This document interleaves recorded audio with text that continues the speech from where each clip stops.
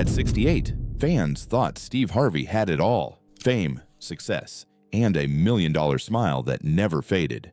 But behind the cameras and laughter was a personal pain few ever saw coming. What he's been through in recent months has left those closest to him stunned, and his followers heartbroken. This isn't just another celebrity story. It's a powerful reminder that even the strongest faces can hide the deepest wounds. Steve Harvey's story didn't begin with applause or bright lights. It started with silence, stuttering, and a dream that seemed impossible. As a little boy growing up poor in West Virginia and later in a tough neighborhood in Cleveland, Steve was just one of 5 kids trying to survive. His father worked in the coal mines, his mother was a teacher, and every penny was stretched until it couldn't be stretched anymore. Life was hard. And on top of poverty, Steve had a stutter that made school even harder. He couldn't get through a sentence without stumbling. Kids laughed at him. Teachers got frustrated. He stayed quiet more often than not because talking just brought more pain. Then one day in elementary school, his teacher asked the class to write down what they wanted to be when they grew up. Steve, shaky and nervous, wrote, "I want to be on TV." That simple sentence changed everything. The teacher read it out loud and laughed. The whole class laughed. She ripped the paper in half and called his parents, saying he was being unrealistic. A poor, stuttering black boy on television. Impossible. But that night, Steve's dad didn't laugh. He looked his son in the eyes and said, "Write it again. Put it on your wall. Read it every day." That dream became Steve's daily prayer, even when nothing in his life looked like it would ever come true. Years passed, and Steve worked job after job. Mailman, carpet cleaner, boxer, insurance salesman. Nothing fit. He was broke, tired, and still chasing a dream no one believed in but him. Then one night in 1985, at a small comedy club in Cleveland, a friend dared him to go on stage. Nervous, heart-pounding, Steve told his first jokes, and people laughed. For the first time in his life, he felt seen, really seen. He walked off stage with $50 in his pocket and tears in his eyes.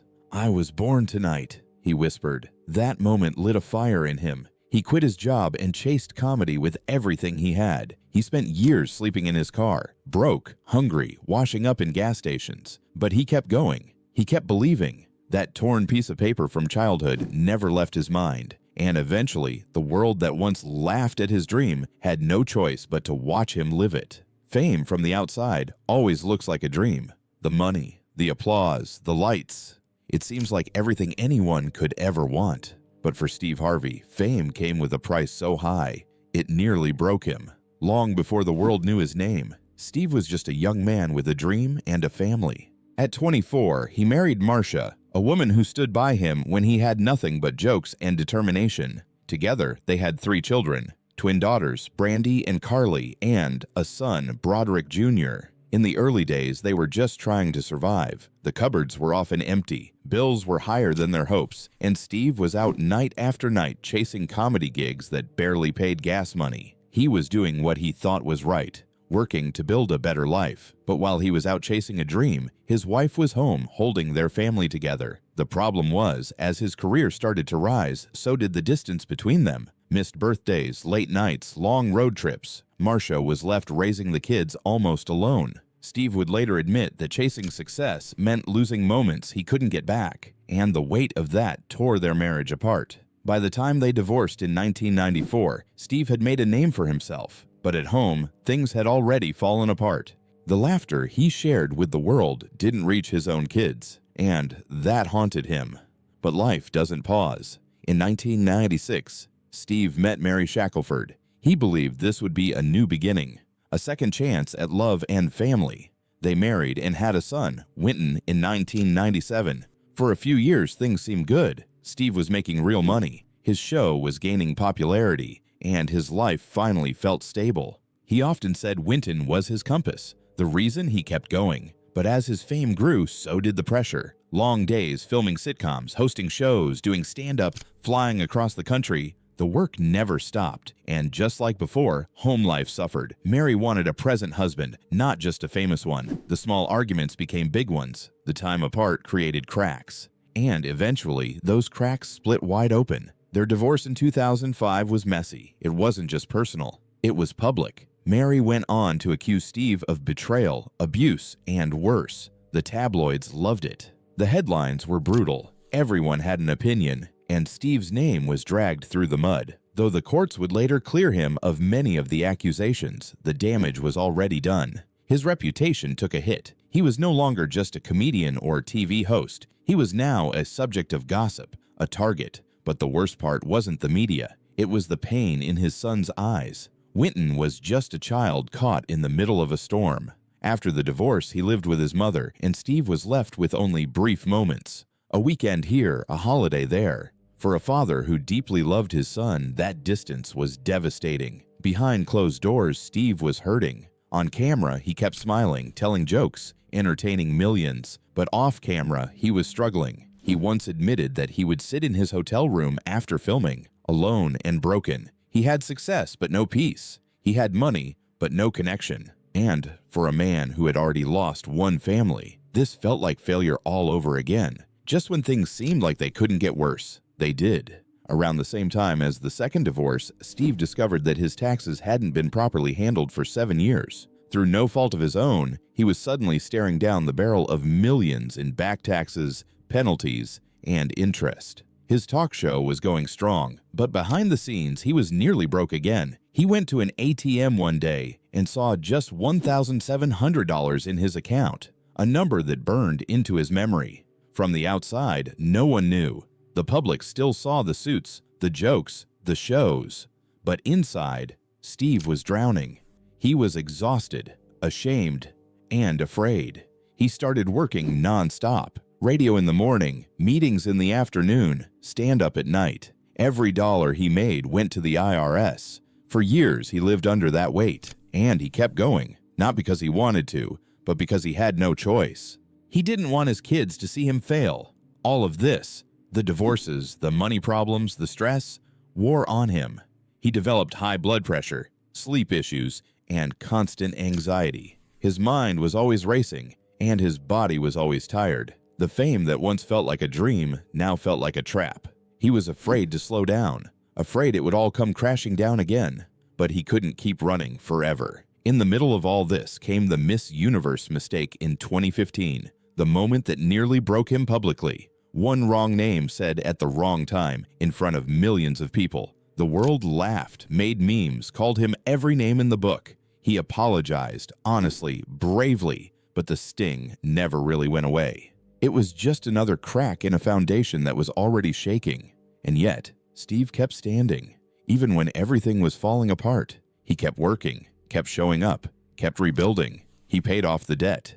He worked through the pain. He fought to be there for his kids, even when it was hard. Eventually, his son Winton chose to live with him as a teenager, a moment Steve calls a second chance from God. It was the start of something better. Looking back now, Steve Harvey will tell you that fame didn't fix his life. It exposed it. It showed him what he was missing, what he had lost, and what really matters. The marriages that fell apart, the moments with his children that he missed, the nights he cried alone while the world laughed. Those are the scars no award can cover. But those scars also made him who he is. Stronger, wiser, more grounded. Today, Steve speaks often about mistakes, growth, and the real cost of chasing dreams. He doesn't pretend to be perfect. He's not ashamed of his past, because everything he went through, every misstep, every missed moment, taught him what truly matters: faith, family, and the power of getting back up after life knocks you down.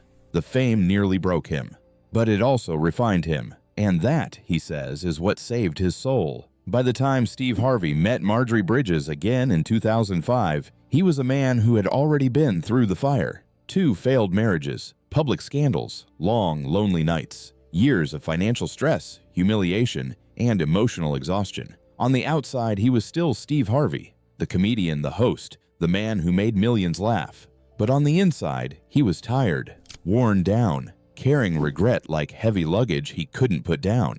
And that's when life gave him one more unexpected twist. Not on stage, not in business, but in love. Steve had first met Marjorie years earlier, back when he was still finding his footing. He had seen her in the audience at one of his comedy shows, point to her from the stage, and said something bold. "I don't know who you are, but I'm gonna marry you one day." Life, as it often does, pulled them apart back then. But fate brought them back together just when Steve needed someone most. When they reconnected, Steve wasn't at his best. He was exhausted from years of battling in court, dealing with media storms, and fighting off debt that threatened to drown him. But Marjorie didn't see a broken man. She saw a man worth loving, someone who still had more to give, more to become. And Steve saw in her something he hadn't felt in a long time: peace.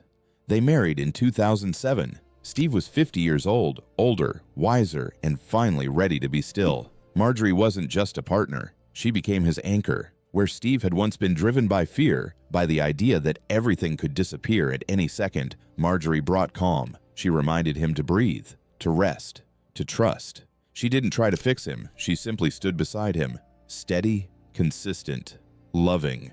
Steve often says that 85% of everything he has came after he married Marjorie. He's not just talking about money or houses or cars. He's talking about clarity, about healing, about the quiet joy of coming home to someone who loves you, not for what you do, but for who you are when the cameras are off and the room is silent. Together, they built a blended family. 7 children between them: Steve's kids from previous marriages, Marjorie's children from hers, and their son, Winton. It wasn't always easy. Blending families never is. There were growing pains, awkward silences, doubts, and distance. But Steve was determined to show up. He had lost time with his older children. He didn't want to repeat that mistake. He started doing the little things that matter. Car rides to school, quiet talks before bed, being present at the dinner table, not just physically, but emotionally. He learned to listen, to apologize, to show love in action. Slowly, trust was built, and one moment changed everything. In 2015, during a live Father's Day tribute on his show, Marjorie's son, Jason, stood before Steve and said words that brought the world, and Steve, to tears. "You gave me your last name," Jason said, choking up. "There's no one better than you, Dad." The cameras caught Steve breaking down, crying openly, not as a host, not as a performer, but as a man, a father finally forgiven, finally embraced. That moment wasn't for the audience. It was for Steve's heart. It was proof that he hadn't failed, that the story wasn't over, that love, real love, can rewrite even the most broken chapters. And for Steve, it was a reminder that success isn't about applause. It's about showing up for your family. It's about being the kind of man who's missed when he leaves the room, not because of what he built, but because of who he is. Since then, Steve has made his family the foundation of his life. The houses have gotten bigger, the shows more successful, the brand stronger. But the greatest win in his life has been the peace he's found at home. Family dinners filled with laughter, birthdays where all his kids, biological and step, gather around one table, vacations where he's not Steve Harvey the celebrity, but just Dad relaxing, laughing, being present. Marjorie, he says, didn't just save his life. She helped him find his real one. She saw the parts of him he thought were unlovable. She believed in him when he didn't believe in himself. She made their home a safe place, a place where the man who had once lived in the back seat of a car could now lay his head down and feel completely at peace. Their life isn't perfect, no life is, but it's real, and it's rooted in grace, forgiveness, and second chances. Steve often says that he's a living example that no matter how badly you've messed up, no matter how many times you've been knocked down, you can start over. You can heal. You can love again. And be loved. That message now lives not just in his words, but in how he lives, in the way he honors Marjorie publicly, giving her credit without ego, in the way he speaks about being a better husband, a better father, and a better man, in the way he's built not just wealth, but a legacy. Because Steve Harvey's true legacy isn't on television. It's not in his books, his cars, or his awards. It's in the family that gathers around him at the end of the day. It's in the healing he fought for, the forgiveness he received, the second chance he didn't think he deserved, but took with both hands.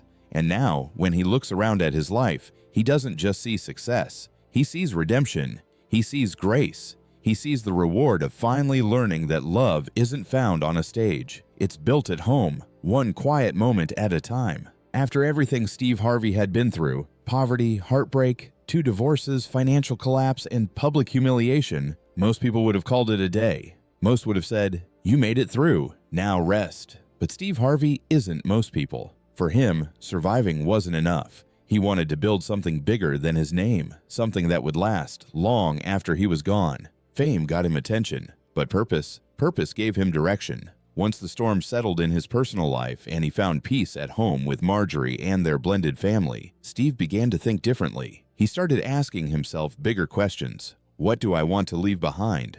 What does legacy look like for a man like me? He had the fame, he had the platform, but now he wanted to use it for something more than applause. He wanted to build an empire, not just for money, but with meaning. He looked at the work he was already doing and realized he had more reach than he ever imagined. The Steve Harvey Morning Show was reaching millions of people every day, early in the morning, when people needed motivation, laughter, and a reason to keep pushing. His show wasn't just radio, it was church for the everyday person. Through humor and heart, Steve gave people hope, and that's when it clicked. His voice wasn't just entertainment, it was influence. Real, powerful, life-changing influence. In 2010, Steve stepped into a role that would change his public image forever, host of Family Feud. What started as just another gig soon became his signature. His energy, expressions, and quick wit turned the classic game show into a cultural event. Ratings soared. People who never watched game shows suddenly tuned in just to watch Steve. Families across the country and the world laughed together because of him. But Steve didn't stop at just being the host. He saw what Family Feud could be on a global scale. He started expanding it internationally through his company, Steve Harvey Global. Under his leadership, the show was licensed in South Africa and Ghana. With more countries lining up, in 2025, he's set to personally host Family Feud Botswana. That's not just television, that's cultural export. That's a Black American man from West Virginia building global bridges through laughter. Steve Harvey Global became more than just a production company. It became the engine behind his entire vision, merging media, business, philanthropy, and global partnerships. Under this banner, he began investing in new talent, producing shows, writing books, and partnering with people from all over the world. He wasn't just working in entertainment anymore, he was shaping it. But he didn't stop there. Health became another pillar of his mission. After turning 50, Steve started to feel the pressure of all the years he spent grinding non-stop. His body was giving him signals, high blood pressure, fatigue, and signs of wear that he couldn't ignore. He knew he had to change. And as always, he didn't just change quietly. He made it part of his purpose. That's how Levate You, his wellness brand, was born. A line of clean supplements, vitamins, greens, health boosters, created not just to sell, but to inspire people to take control of their own health. Steve had always been disciplined in work, but now he brought that same discipline into his wellness. He shed weight, cleaned up his eating, trained consistently, and treated his body like it mattered, because it did. His family needed him around, his audience needed his voice, and Steve needed to feel like he was living, not just performing. He often says, "Health is my covenant with my family and my audience." That means his commitment to health isn't just personal, it's spiritual. It's a promise that he'll be around to walk his daughters down the aisle, to laugh with his grandkids,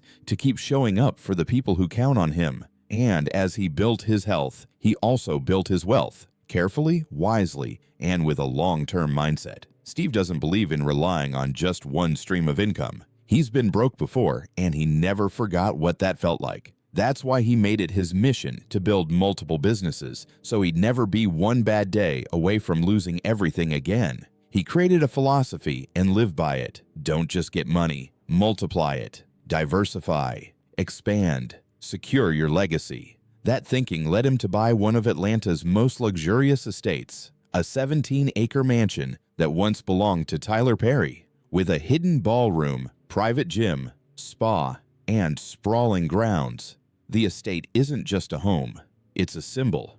A man who once slept in his car now owns a property that's been featured in global magazines. But Steve never brags about the money. To him, the estate represents something deeper: stability, safety, and a life built with intention. Even his wardrobe became part of his empire. With stylist Ellie Caramo guiding the way, Steve transformed from the big suit comic to a full-on fashion icon. Monochrome outfits, bold colors, sharp lines. His looks started going viral, not just in entertainment news, but in high fashion circles. For a man nearing 70, Steve Harvey didn't just reinvent his career, He reinvented style for a new generation of men. He proved that age isn't a reason to fade out, it's a reason to level up. Still, behind all the flash and success, Steve carries a deep sense of responsibility. He knows how fast it can all disappear. He still remembers standing at an ATM with only $1,700 in his account. That number lives in the back of his mind, not as fear, but as fuel. He knows that the empire he's building is about more than wealth. It's about creating something that can't be taken away. It's about generational impact. That's why he invests in education, in mentorship, in helping young men and women rise up from nothing, just like he did. He doesn't just want to be known for making people laugh. He wants to be remembered as someone who opened doors, changed lives, and helped others dream bigger. And maybe that's the most powerful part of this chapter in his life. Steve Harvey doesn't need to prove anything anymore. He's done it all. He's built an empire out of ashes. He's been on the mountaintop and in the valley. He's made people laugh while silently crying himself to sleep. And now, he's living for something deeper. He's living for the quiet nights at home with Marjorie, for the moments when all the kids and grandkids sit around the table laughing over dinner, for the times when one of his stepchildren calls him dad and means it with every piece of their heart, for the emails from people who say his story gave them the strength to keep going. This stage of Steve Harvey's life isn't about survival anymore. It's about legacy. It's about using every gift, every platform, every hard-earned lesson to build something that lifts others, something that outlives him. He's not just a comedian, not just a host, not just a businessman. He's a builder, a mentor, a father, a husband, a man who has taken the worst life had to offer and turned it into something beautiful. And as 2025 rolls in, Steve Harvey isn't slowing down. He's just getting started, not with louder applause, but with stronger purpose. Because when the lights go off and the cameras stop rolling, what matters most to Steve isn't being famous. It's being faithful to his family, to his calling, and to the legacy he's leaving behind.